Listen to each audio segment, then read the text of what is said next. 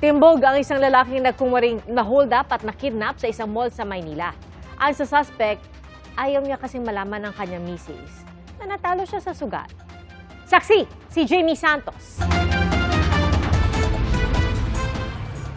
Sa kulungan ng bagsak ng isang lalaki matapos umanong magsinungaling sa mga pulis at magpanggap na biktima ng kidnapping at hold-up sa Maynila nitong Martes. Sa paunang investigasyon, lumabas na nagtungo ang suspect sa barangay 105 sa Tondo at inireport na siya umano'y kinidnap at pinagnakawan ng hindi pa nakikilalang suspect sa loob ng isang mall sa Ermita. Ayon sa kanyang salaysay, ibinaba umano siya sa kahabaan ng Mel Lopez Boulevard sa Tondo. Agad naman siyang tinulungan ng mga tauhan ng Smoky Mountain Police Community Precinct at inihatid sa Ermita Police Station upang magsampa ng reklamo. Ayon kay MPD PIO Chief Major Philip Ines, agad nagsagawa ng follow-up investigation at CCTV backtracking ang mga pulis. Nagkandak ng follow-up yung ating mga pulis. Kung saan nga doon sa follow-up natin, nalaman natin na walang ganung pangyayari. Kasi chinek natin yung mga CCTV. Yung sinasabi niya na kinuhang pera sa kanya, ito pala ay naipatalo niya dito sa online gambling. Kung saan nga, itong pera na ito, nagkakahalaga ng mahigit 65,000 pesos, ay intended para sa pagkuha niya ng visa. Sa video na ibinahagi ng Manila Police District, inamin ng suspect ang kanyang pagkakamali at humingi ng patawad.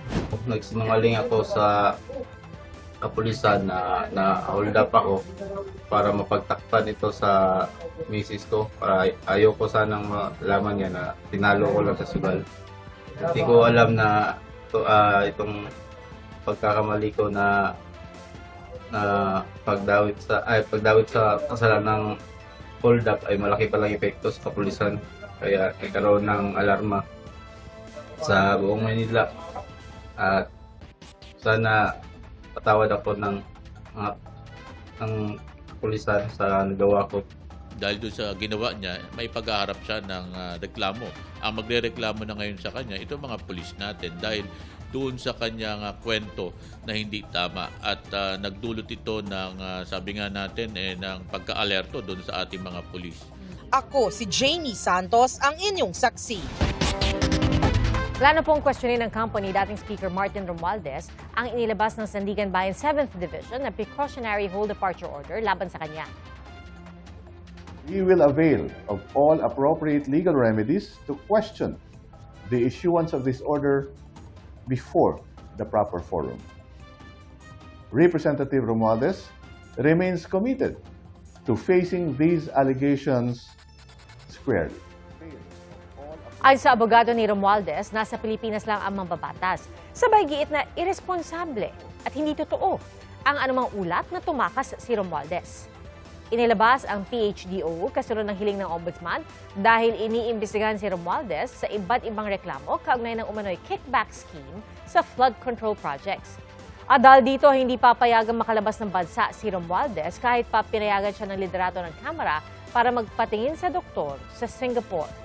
Noong Martes, muling itinanggi ni Romualdez ang pagkakasangkot sa katiwalian at binanggit din ng anyay papel ng ehekutibo sa pagproseso ng national budget at pagpapatupad ng mga proyekto. Tugon ng palasyo, si Pangulong Bongbong Marcos mismo ang nagpaimbestiga para linisin ang anomalya sa gobyerno kahit patamaan ang kanyang administrasyon. Kung ano po ang magiging depensa sa mga maaaring pag-aakusa kay dating Speaker Romualdez ay kanya pong depensa po yun. At kung sinasabi niya po na ang executive ang may command responsibility, kaya nga po nagpautos ang Pangulo. Hindi po tinulugan, walang pagka-cover up. Umaasa ang Justice Department na ipadedeport ng Czech Republic si dating Congressman Zaldico para maiuwi na siya sa Pilipinas. At mula sa Prague, saksi live si Mariz Umali. Mariz? Piya, kasunod nga ng anunsyo mismo ni Pangulong Bongbong Marcos na sa kustodiya na ng Czech authorities ang nagtatagong dating mambabatas na si Congressman Zaldico. Matapos magtangkang pumasok sa Germany nang kulang ang mga dokumento, ay narito tayo ngayon sa Prague, Czech Republic para tutukan ang sitwasyon. Kasalukuyan pang nasa pagpupulong daw ang Philippine Ambassador to Czech Republic na si Ambassador Eddie Meñez para nga tutukan din at pag-usapan yung issue tungkol kay Ko. Pero inaasahan na rin ang pagdating dito sa Czech Republic ng delegasyon na pinangungunahan ni Justice Secretary Vida para tutukan ang pagpapabalik sa bansa kay Ko.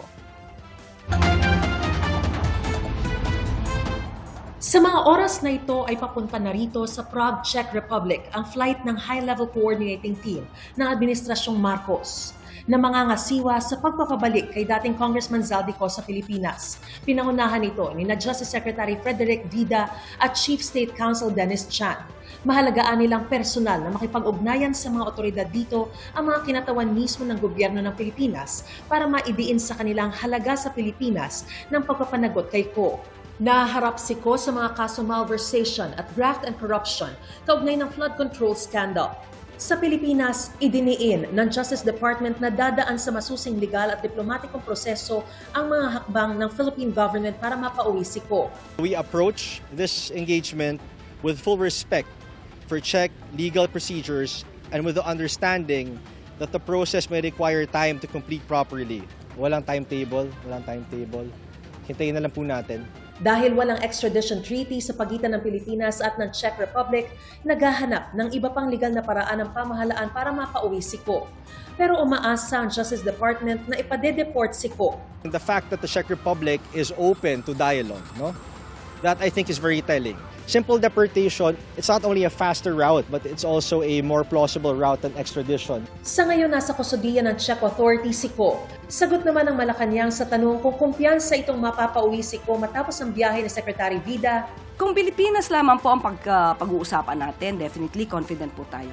Since meron pong ibang bansa na involved dito, so let us just hope na maibalik agad si Zaldico dito sa ating bansa. Depende po sa anumang mapagkakasundoan with Czech Republic at kung ano magiging paraan sa pagpababalik kay Zaldico.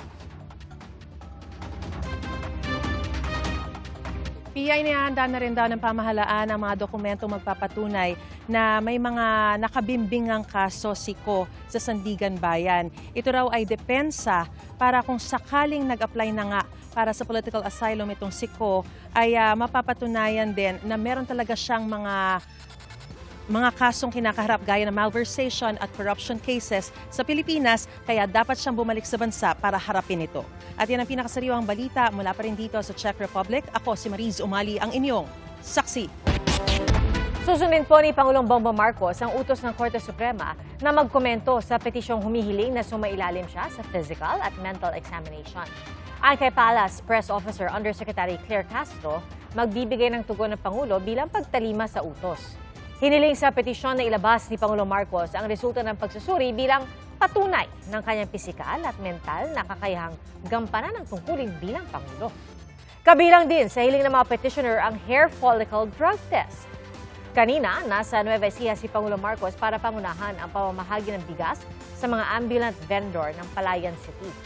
Nag-ikot din ang Pangulo sa mga Kadiwa Center at bumisita sa pambansang pabahay para sa mga Pilipino project.